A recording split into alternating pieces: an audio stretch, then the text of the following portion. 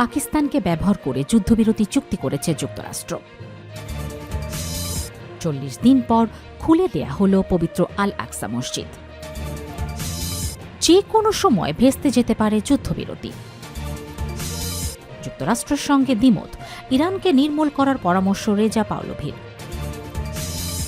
সর্বশেষ জানাবো 10 মিনিটে লেবাননের 100 স্থাপনায় ব্যাপক হামলা, নিহত 254। শিরোনাম শুনলেন, এবারে বিস্তারিত। পাকিস্তানকে ব্যবহার করে যুদ্ধবিরতি চুক্তি করেছে যুক্তরাষ্ট্র। ইরান ও যুক্তরাষ্ট্রের মধ্যে শর্ত সাপেক্ষে 2 সপ্তাহের জন্য যুদ্ধবিরতি চলছে। তবে যুদ্ধবিরতির পরও ইসরায়েল ও লেবাননের মধ্যে পাল্টাপাল্টি ব্যাপক হামলা হয়েছে। ইরান বলছে যুদ্ধবিরতির আওতায় লেবাননও আছে, অন্যদিকে ইসরায়েলের দাবি লেবানন নেই। এ নিয়ে এই যুদ্ধবিরতির স্থায়িত্ব নিয়ে শঙ্কা দেখা দিয়েছে। এদিকে যুদ্ধবিরতি নিয়ে চাঞ্চল্যকর রিপোর্ট প্রকাশ করেছে ফিনান্সিয়াল টাইমস। প্রতিবেদনে বলা হয়েছে, যুদ্ধ নিয়ে মার্কিন প্রেসিডেন্ট ডোনাল্ড ট্রাম্প প্রকাশ্যে কঠোর হুঁশিয়ারি বার্তা দিলেও তার প্রশাসন পাকিস্তানকে ব্যবহার করে ইরানের সঙ্গে একটি যুদ্ধবিরতি চুক্তি করানোর চেষ্টা চালিয়েছে। সংবাদ মাধ্যমটির বরাতে ইয়েনি শাফাক জানিয়েছে, তেলের দাম দ্রুত বেড়ে যাওয়া এবং ইরানের অপ্রত্যাশিত সামরিক প্রতিরোধ ক্ষমতা যুক্তরাষ্ট্রকে কৌশলে পরিবর্তনে বাধ্য করেছে। টানা 39 দিনের যুদ্ধের কারণে অপরিশোধিত তেলের দাম ব্যারেল প্রতি $100 ছাড়িয়ে যাওয়ার বৈশ্বিক অর্থনীতি ও মার্কিন অভ্যন্তরীণ রাজনীতিতে চাপ তৈরি হচ্ছিল। এমন অবস্থায় যুক্তরাষ্ট্রের লক্ষ্য ছিল কৌশলগত গুরুত্বপূর্ণ হরমুজ প্রণালী পুনরায় চালু করা। ইরান নিয়ন্ত্রিত এই প্রণালী দিয়ে বিশ্বের প্রায় 1/5 তেল পরিবাহিত হয়।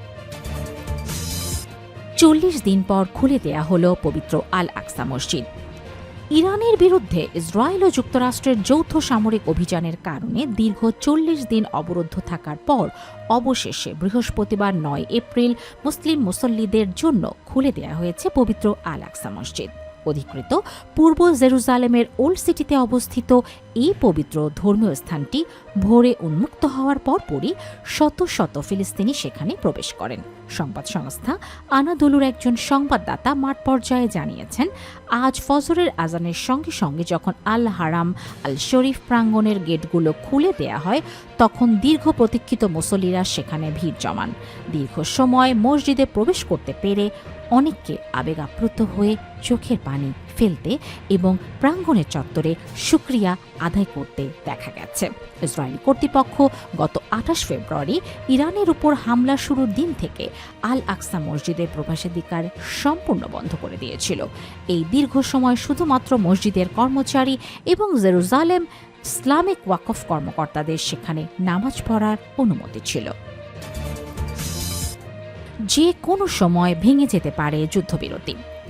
ইরান ও যুক্তরাষ্ট্রের মধ্যে শর্ত সাপেক্ষে 2 সপ্তাহের জন্য যুদ্ধবিরতি ঘোষণার 24 ঘণ্টা অতিবাহিত হওয়ার আগেই বুধবার 8 এপ্রিল ইসরায়েলি বাহিনী লেবাননে ব্যাপক হামলা চালায়। এতে দেশটির অন্তত 254 জন নিহত হয়েছেন।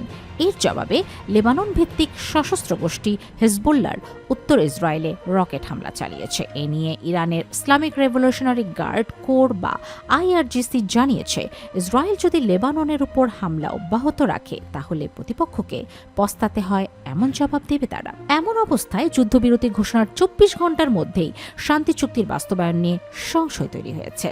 সর্বশেষ খবর, হিজবুল্লাহ জানিয়েছে যে ইসরায়েলের যুদ্ধবিরতি লঙ্ঘনের প্রতিক্রিয়ায় তারা উত্তর ইসরায়েলে রকেট নিক্ষেপ করেছে।